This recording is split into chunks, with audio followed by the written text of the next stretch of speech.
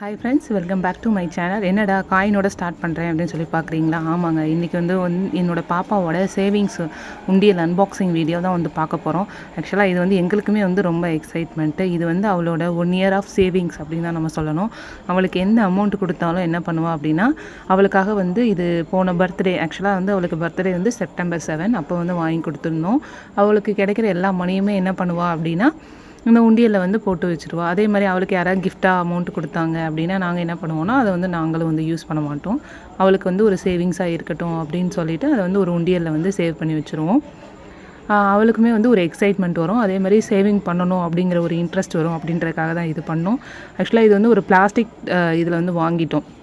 First இதை பற்றி எங்களுக்கு ஒரு ஐடியா இல்லை. அவளுக்கு இது ரொம்ப பிடிச்சிருந்துச்சுன்றனால இந்த பொம்மையில் வந்து நாங்கள் வாங்கிட்டோம். ஆனால் இது ஓப்பன் பண்ணுறது எங்களுக்கு ரொம்பவுமே வந்து கொஞ்சம் கஷ்டமாயிடுச்சு. ஹஸ்பண்ட் தான் வந்து இதை ஓப்பன் பண்ணாங்க. அதை நல்லா வந்து ஆக்ஸா பிளேடுன்னு சொல்லுவாங்க இல்லையா, அதை வச்சு கட் பண்ணி ஒரு வழியாக எடுத்துட்டோம் உள்ளே இருந்த அமௌண்ட்டெல்லாம்.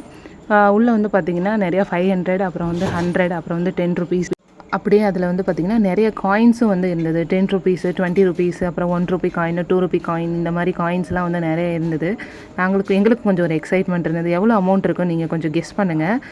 ஃபைனலாக நான் வந்து எவ்வளோ அமௌண்ட் வந்தது அப்படிங்கிறத நான் சொல்கிறேன். வீடியோ ஸ்கிப் பண்ணாமல் லாஸ்ட் வரைக்கும் பாருங்கள். அதுக்கப்புறம் வந்து ஒரு வழியாக கட் பண்ணி ஓப்பன் பண்ணி ஃபுல்லாகவே எடுத்தாச்சு.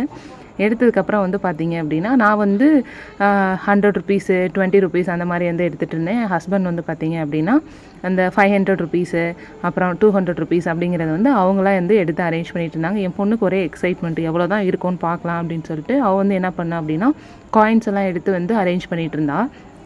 காயின்ஸ் எல்லாம் எடுத்து வச்சுட்டு இருந்தான். எங்களுக்குள்ளே வந்து ஒரு இது மாதிரி வச்சுக்கிட்டோம், காம்படிஷன் மாதிரி, யார் சொல்கிறது வந்து கரெக்டாக இருக்கும் அப்படின்னு சொல்லிட்டு. நான் ஒரு அமௌண்ட் சொன்னேன், ஹஸ்பண்ட் ஒரு அமௌண்ட் சொன்னாங்க, அதுக்கப்புறம் வந்து எங்கள் அத்தை வந்து ஒரு அமௌண்ட் சொன்னாங்க.